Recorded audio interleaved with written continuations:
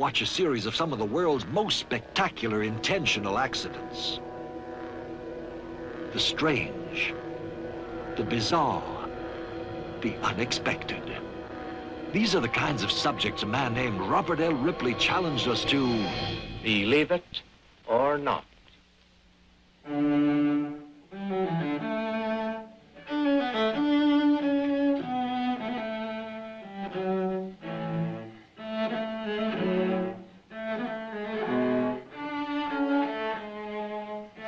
This lovely music is a composition of composer and noted cellist Anton Johann Filz.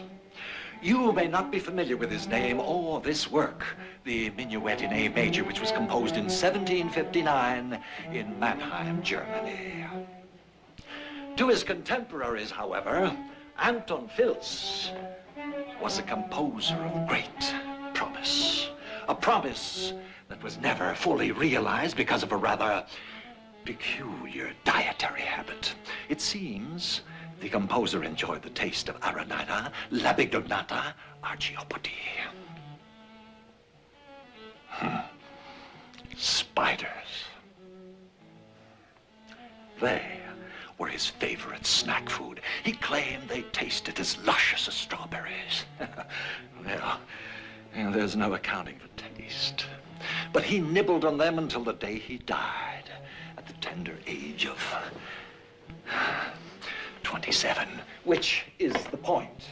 Spiders may, in fact, taste like strawberries, but the worst that can happen if you bite into a tainted strawberry is maybe a rash or a slight case of indigestion. But when you bite into a tainted spider, there's always the risk that the spider, in effect, is going to bite back. Which is what some of his friends said happened to Mr. Filz, the first composer in history to be killed by his favorite snack. Aranida, Labignata, Argiopode. Believe it or not.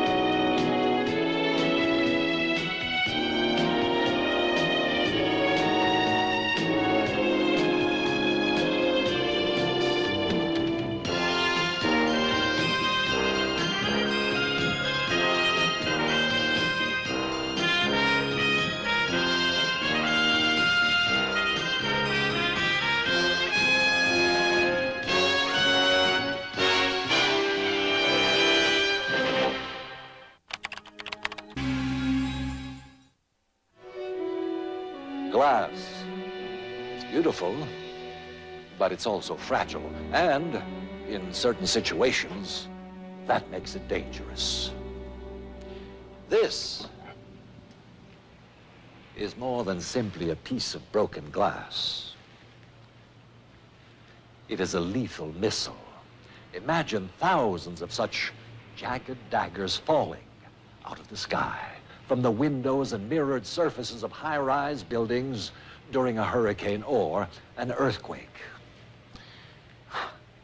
It could be a rain of death. Except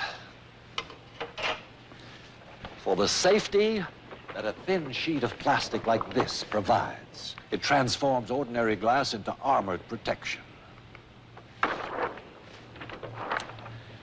This window is made out of standard quarter-inch plate glass and doesn't look any different than this one. The only difference is that this one has been covered on both sides with the protective plastic. And that makes a lot of difference. To prove that, it takes three things: a pair of gloves, protective goggles, and a baseball bat. I've wanted to do something like this since I was a kid. But don't you do it. And now, for the unprotected glass.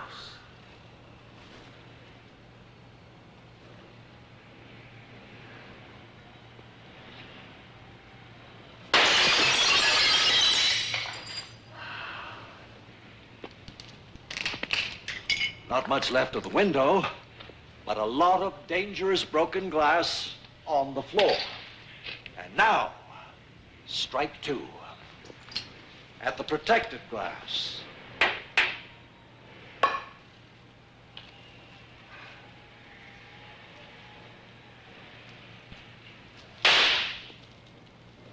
Shattered, but intact. Very few fragments. And if this bat were a hurricane or an earthquake, I think I'd feel safer behind or below. Windows made like this. Like safety glass, some devices don't stop accidents from happening, but they do limit their consequences. A case in point is this nuclear canister. It's used to contain dangerous, sometimes lethal, radioactive materials. More than 50 highway and rail accidents in the past 10 years have involved nuclear canisters. Each was potentially a nuclear nightmare if the canister spilled its contents.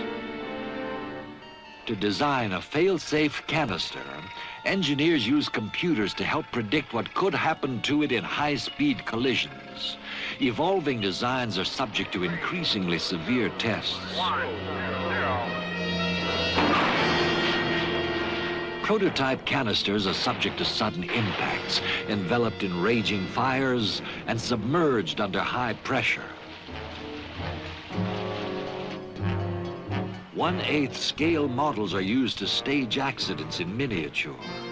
The canister and every other element is designed to simulate its full-scale counterpart. This shows what could happen if a nuclear canister was struck square in the middle by a speeding train.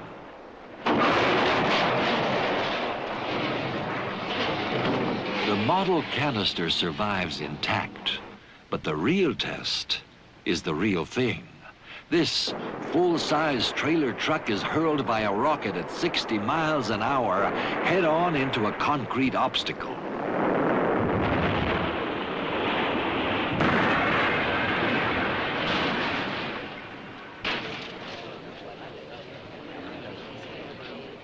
Though the truck is demolished, the specially designed canister does not crack open or even spring a leak.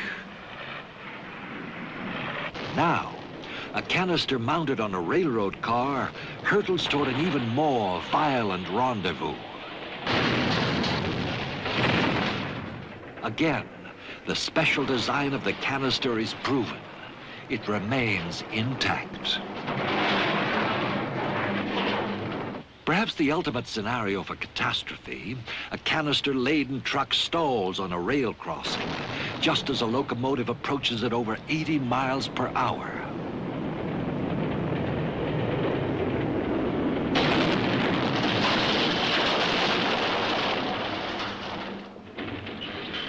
Thanks to such testing, no nuclear canister of this design has ever failed in a transportation accident, no matter how severe.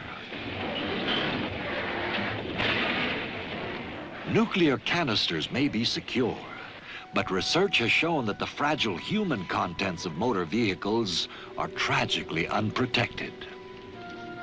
These crash tests investigate the effects of the most common traffic mishap, the rear-end collision. This is whiplash, the head thrown violently back, the delicate bones and nerve tissues of the neck severely contorted. Permanent disability or even death may be the result. And there are over 4 million rear-end collisions in the United States every year.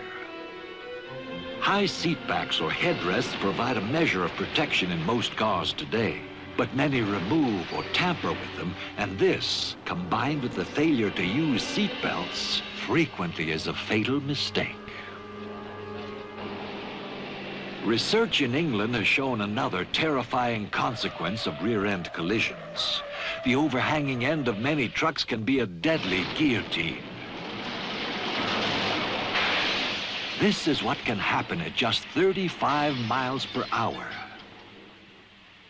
New rear bumper designs for trucks may do much to reduce the carnage. This one uses a shock absorber to soften collision impacts. Demonstrations simulate an all-too-common chain of events. A tailgating motorist confronts a sudden emergency.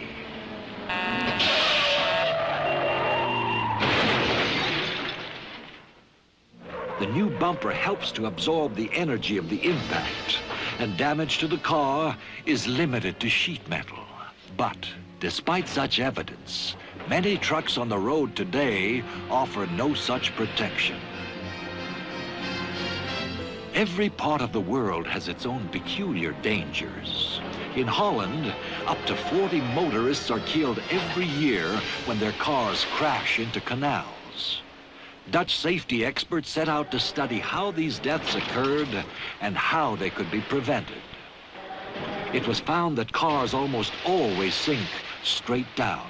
The heaviest end goes first. A deadly chain of events. Occupants, unprotected by seat belts, hit the windshield and are knocked unconscious. Then, water floods through the broken windshield and they swiftly drown.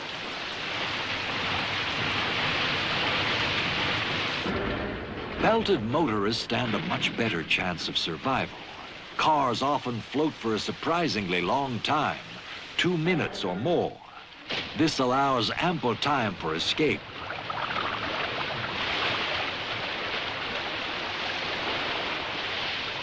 Tests of escape routes showed that windows and roof hatches remained above the waterline and afforded the easiest exits.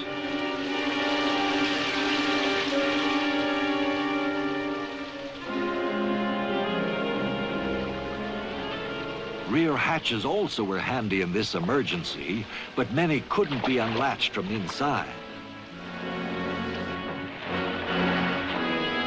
The instinctive urge to open a door may be a fatal mistake. Water pressure often makes it impossible. By the time another route is tried, it can be too late.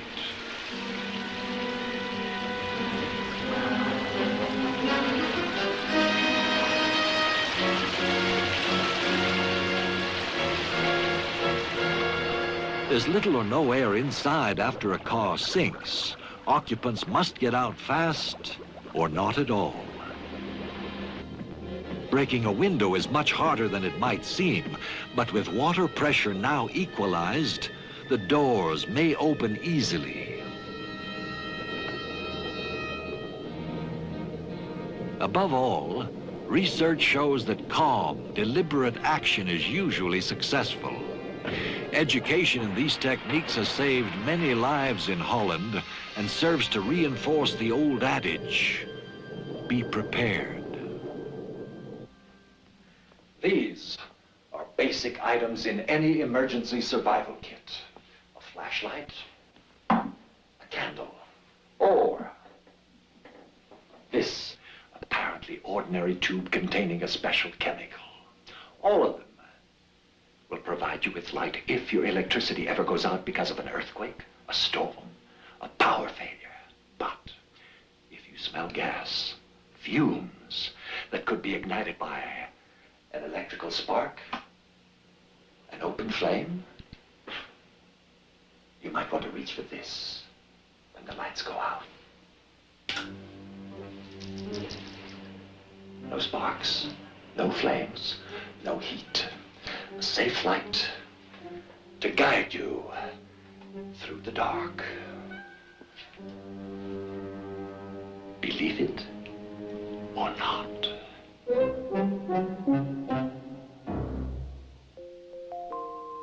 In New York State, some supermarkets have installed seat belts for children on shopping carts. Believe it or not. Jenny, I finally... This is one of the world's largest crossword puzzles. It's so big, it takes a small book to list all the clues. There are over 4,000 of them, and you have to solve them all in order to fill in the puzzle's 12,321 squares. The puzzle was created by one Robert Stillenbauer of Los Angeles. It took him about 11 years to construct. Since then, he's published and sold over 200,000 copies. But to the best of Stillenbauer's knowledge, no one in the 35 years of his puzzle's existence has yet succeeded at filling in all the squares. That doesn't keep people from trying, though. And trying is the key to success, no matter what the game. Many of the people who try hardest at crossword puzzles can be found here every year. This is the 7th annual Crossword Puzzle Championships held in Stamford, Connecticut. If you're not into puzzles, these 3 days of massive mental labor conducted in total silence may seem boring. But for these contestants, this has all the thrills and tension of a World Series or the Super Bowl.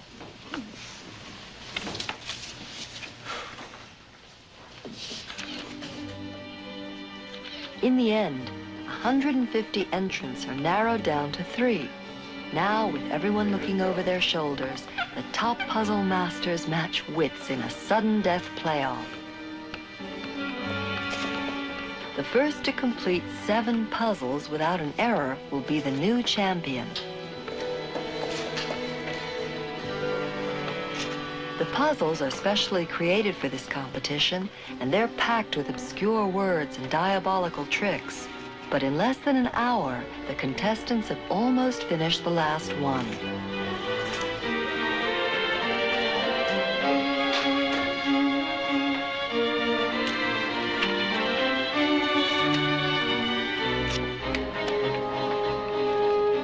After 52 minutes of feverish brain work, the first to finish is John McNeil from Austin, Texas.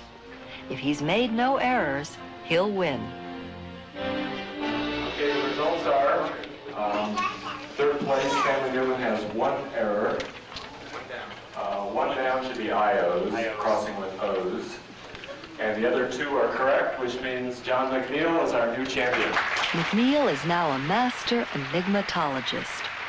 Incidentally, that's the word for someone who loves to solve puzzles. Not all contests seem quite so demanding. This race course, for instance, is a mere 50 feet long, but it must appear endless to the contestants here because all of them are less than a year old. This is called the Diaper Derby, a competition for kids too young to know what competition is all about. If the baby falls asleep, you can tickle them and wake them up. If the baby stands up and walks, hooray for the baby, but it's out of the race. On your mark, get set, go. This year, some 200 infants crossed the starting line in the 25th running of the Diaper Derby Championships, held in Del Mar, California. These are probably the world's most temperamental athletes. Parents don't even try to train their babies for this event. The winning edge is obviously motivation.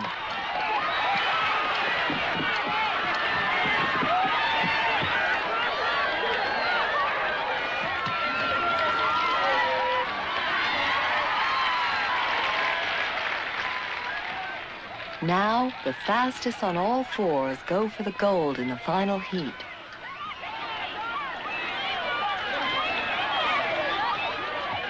And it's an incredible finish, as 2 bewildered infants lose interest just short of the finish line.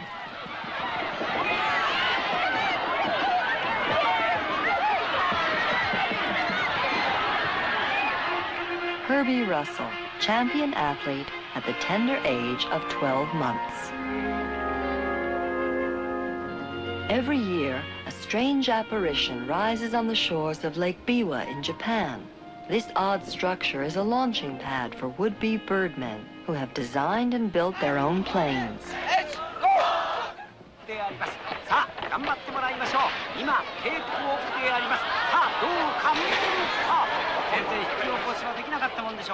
The contest is a national institution. Over 1,400 entrants apply, but only 100 are selected to compete. All designs must be original, and only gliders and pedal-powered planes are allowed. The amateur aviators spend months on building and testing.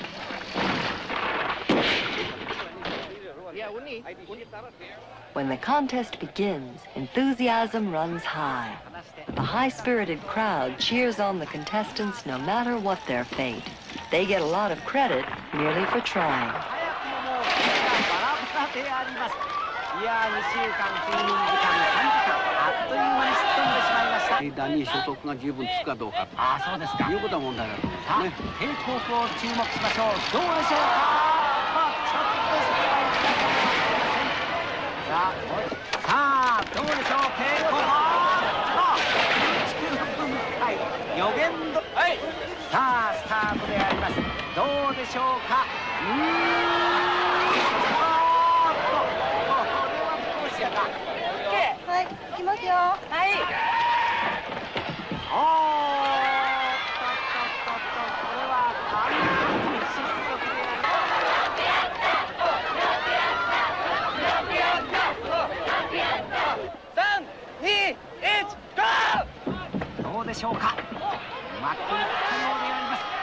The birdman who flies farthest wins a cash award of some $7,000, but you only get one chance to fly, and there are many different ways to come to grief.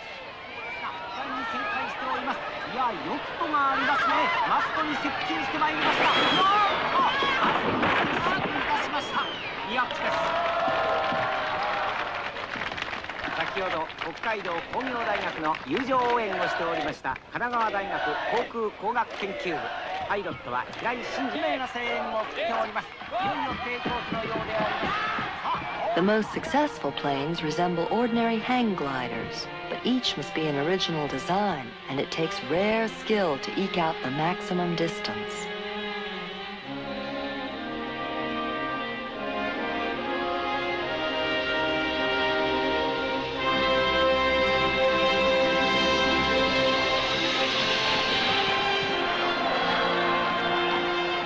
The record flight is almost 500 feet, and the birdmen of Japan are already back at their drawing boards, preparing for next year's competition.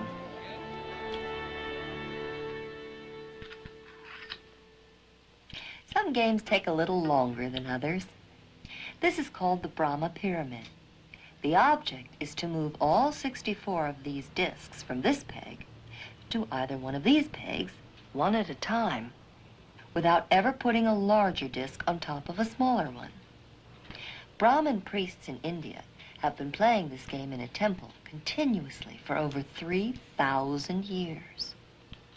They believe that once they have completed the transfer, the world will come to an end. But not to worry. Mathematicians have figured out that it would take over 18 billion trillion moves, and at the rate of 1 per second would take over 588 trillion years, not including lunch breaks. Believe it or not. In airborne competition in the 1920s, daredevils played tennis on the wings of high-flying aircraft. Believe it or not. The world's struck. Gold. There's nothing quite like the shine of it, the solid weight of it, the power of it. For gold, men will risk anything, tackle any challenge. This is the HMS Belfast, now permanently moored here on the Thames in London, where it serves as a naval museum. She came home safely from World War II, but her sister ship, the Edinburgh, was sunk on May the 2nd, 1942. And when the Edinburgh went down in freezing waters 1,000 miles from here, she took a precious cargo with her. Gold, 5.5 tons of it, gold worth $75 million locked away inside a ship like this, 800 feet beneath the surface of an Arctic Ocean. That's prize enough to tempt anyone, but only a few were brave enough and skillful enough to actually try and snatch the gleaming golden hoard from its ocean treasure chest. For 39 years, the Edinburgh lay in the deep, her fate and the nature of her cargo shrouded in wartime secrecy. But far away in England, the story of the Edinburgh and her treasure refused to die. Keith Jessup, an obscure, small-time entrepreneur, became fascinated by the lost ship. Combing official documents, he discovered proof of the incredible treasure that went down with the Edinburgh and the approximate location of the wreck. With little but blind faith to back him, Jessup rounded up crack specialists like Kip Punch, an expert marine navigator. As he studied the evidence, Punch became convinced that the Edinburgh could indeed be found. The greatest treasure hunt in maritime history began to gain momentum. Jessup's golden dream infected others, and a secret expedition was organized to seek the wreck far north in frigid Arctic waters off the coast of Norway. In May 1981, the quest begins. When the Edinburgh sank in 1942, she lay too deep to reach, but after almost 40 years, new technology affords hope that salvage is feasible. By an incredible stroke of luck, sonar immediately pinpoints a gigantic object 800 feet down. A remote-controlled TV camera is lowered to the ocean bottom. Eager viewers peer into the mysterious icy darkness far below. The HMS Edinburgh, found after 39 years.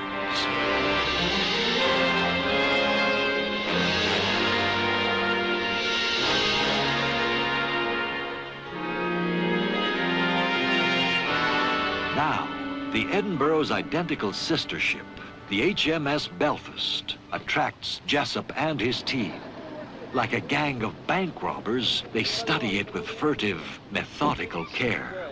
To reach the treasure, they will have to cut a hole in the hull of the sunken wreck. On board the Belfast, they rehearse their plan of attack. The obstacles are formidable. Even if they reach the gold, it will be surrounded by tons of debris and live ammunition. By the time he heads back to the wreck, Jessup has assembled a team that includes some of the world's most expert divers. They have come from as far away as Africa to face a brutal ordeal. Like astronauts, the divers will be sealed in diving bells and compression chambers for weeks at a time. They'll breathe an exotic mixture of helium and oxygen and endure atmospheric pressure 23 times greater than normal. If anything goes wrong, it would take a week just to decompress and get them out. The divers are putting their lives on the line, but if all goes well, they'll emerge with a share of the treasure and may never have to work again.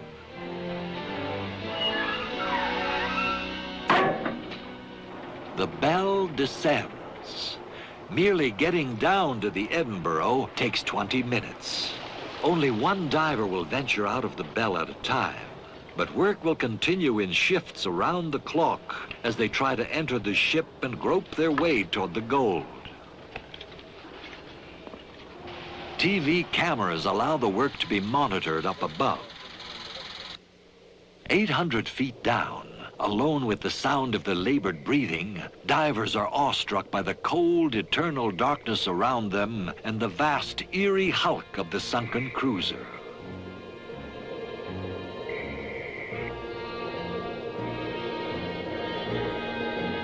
The first job is to cut an entry hole in the hull using torches. It's a delicate task. If the hole is made in the wrong place, the torches could set off a catastrophic explosion. finally, the hull is breached.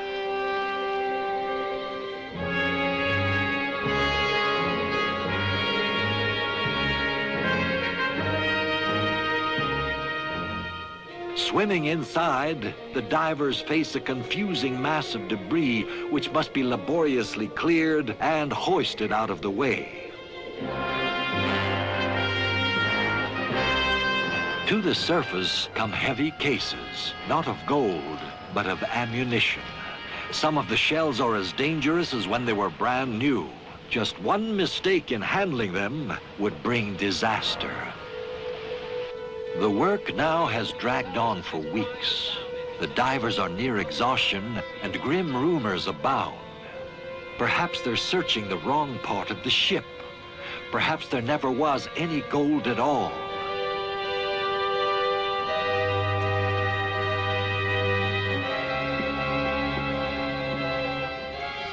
A piece of wood, possibly part of the crates the gold was stored in. If it's here, the treasure should be nearby.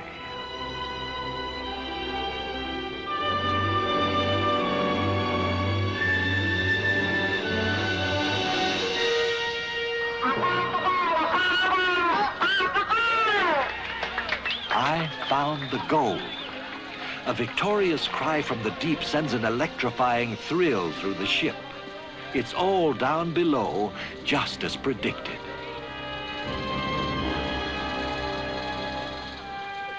Each bar is worth $150,000, and there are hundreds of them here for the taking.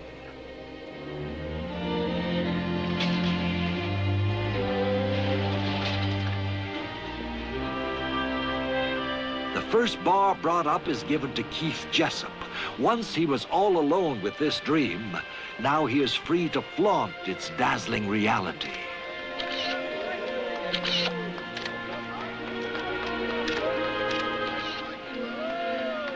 Soon the ship resembles a floating Fort Knox. Ultimately, some 431 gold bars will be recovered, worth more than $65 million. When the ship went down, the gold officially belonged to the Russians. So, according to a prearranged formula, the British and Russian governments receive 55% of the treasure. That leaves Jessup and his partners with about $30 million worth to divide between them. Who got exactly what remains confidential, but no one has complained at the outcome. The risk was great, but fortune smiled, and the reward is almost beyond imagining. The gleaming hoard recovered from the Edinburgh is the richest treasure ever found in the history of the sea. Of course, the divers didn't quite get it all.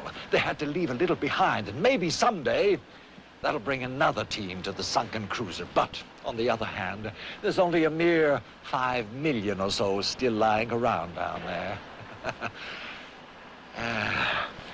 It's hardly worth the effort. Believe it or not. To lift priceless porcelain from the bottom of Japan's inland sea, treasure hunters attached ropes to octopuses. Believe it or not. Peekaboo. Candlelight, spreading out in an even, soft glow. But the further the light spreads, the weaker it becomes. That's true for all light, regardless of the source, except for light amplified by the stimulated emission of radiation, more commonly known as laser. Because laser light can be perfectly controlled, its beam loses almost none of its focus and strength, no matter how far it's sent. Among other things, that's opened up a whole new world for a new breed of artists who call themselves laserists. Here at Laser Images Laserium, they can literally paint in space, abstract shapes, faces, words. Lasers are used to create sensational special effects of all kinds in movies, television, and perhaps most spectacularly in live stage shows. Combined with smoke or water mist, lasers can create whole landscapes that disappear with the touch of a button. Lasers have the power to create fanciful illusions that only seem real, but they are also very much a part of the practical world. Compared to an ordinary light bulb, laser light generators are sophisticated, complex devices with awesome powers. Laser beams focus light so bright, it can instantly vaporize any substance on Earth. 5, 4, 3, 2, 1, fire!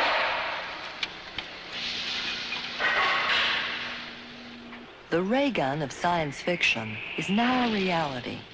Laser beams easily penetrate the hardest wood, brick, and metal, and top-secret military weapons using lasers undoubtedly make these demonstrations seem feeble.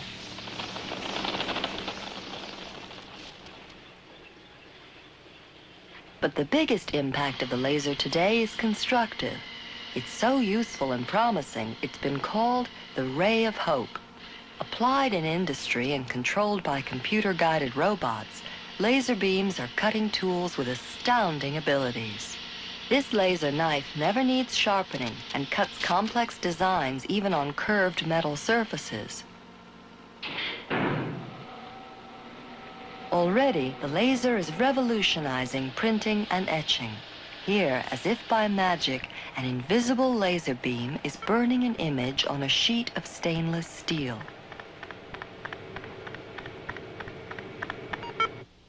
Human flesh is an ideal target for laser energy because laser beams can be controlled and directed with extreme accuracy.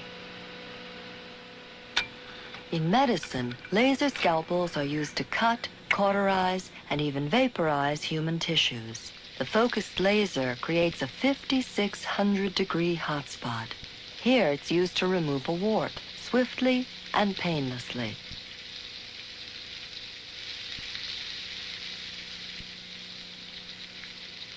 The heat of the laser affects only the tiny area it strikes, and laser beams can be aimed so precisely they can destroy just one cell at a time.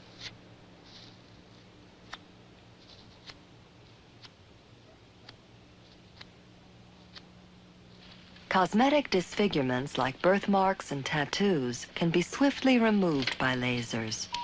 They can erase underlying pigment without harming the surface of the skin.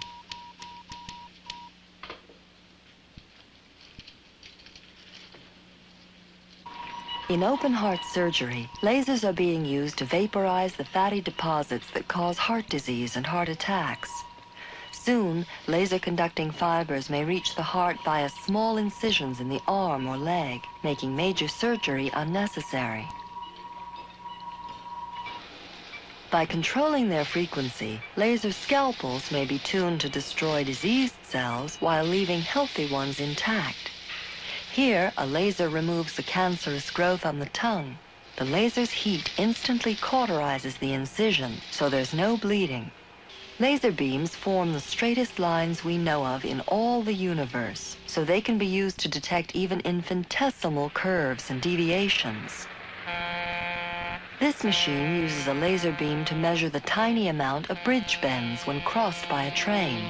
Too much of a bend, and the bridge may be found unsafe long before its weakness could be detected by other means. In crime detection laboratories, laser light is being used to reveal fingerprints. Under the laser's eerie beam, prints can be found on materials where they were previously undetectable, and sensitive laser scanners are capable of discovering prints over 40 years old.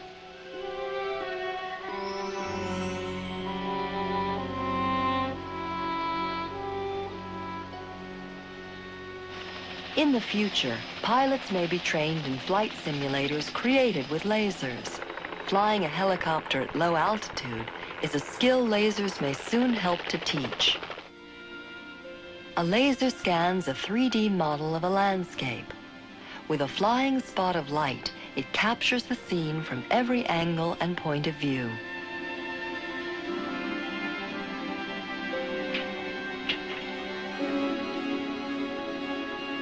When projected in the flight simulator, the laser image is like a 3D movie that surrounds the pilot.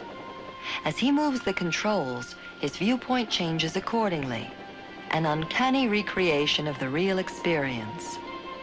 This may be a crude prototype of 3D movies of the future, in which the scene will surround and envelop its audience.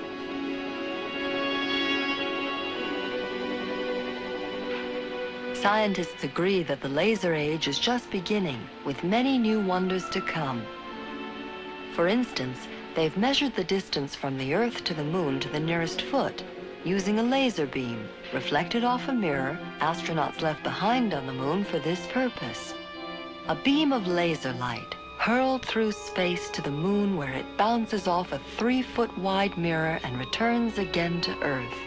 A round trip of 500,000 miles, completed in less than 3 seconds. Lasers are not confined to just labs, hospitals, and high-tech factories anymore. They have become part of everyday life. There's a low-power laser shining through this window at this moment. This is what it will read, the product code that's on almost everything these days. In less time than it takes to tell, a grid of laser beams scans the bars and the product code. That allows the store's computer to identify each item and flash its price. Lasers in the supermarket. Space-age technology designed to help speed you through the checkout line. Believe it or not. Water. Liquid and solid. They are two elements of an amazing demonstration that, for a betting man, just might provide the basis for a wager.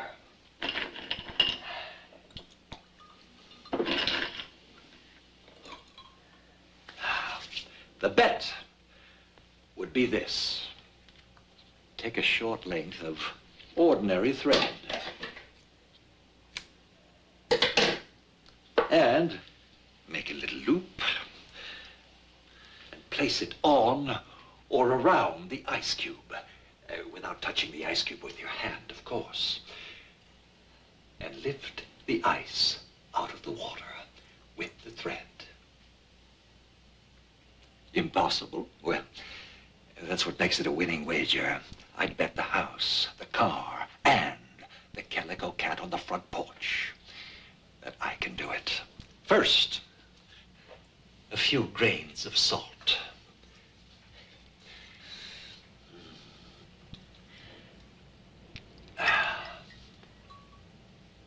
Presto. The salt momentarily melts the ice, and then the water instantly refreezes around the thread. Believe it. Or not.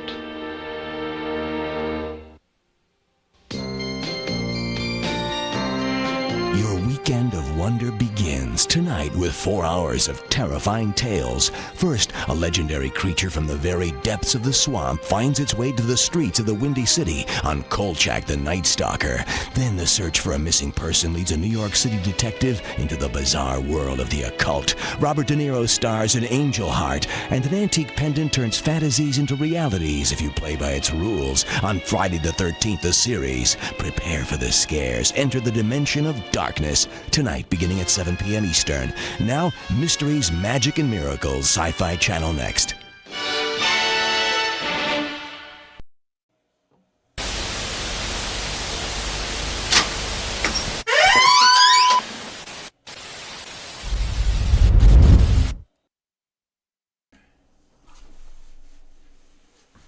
Commanders.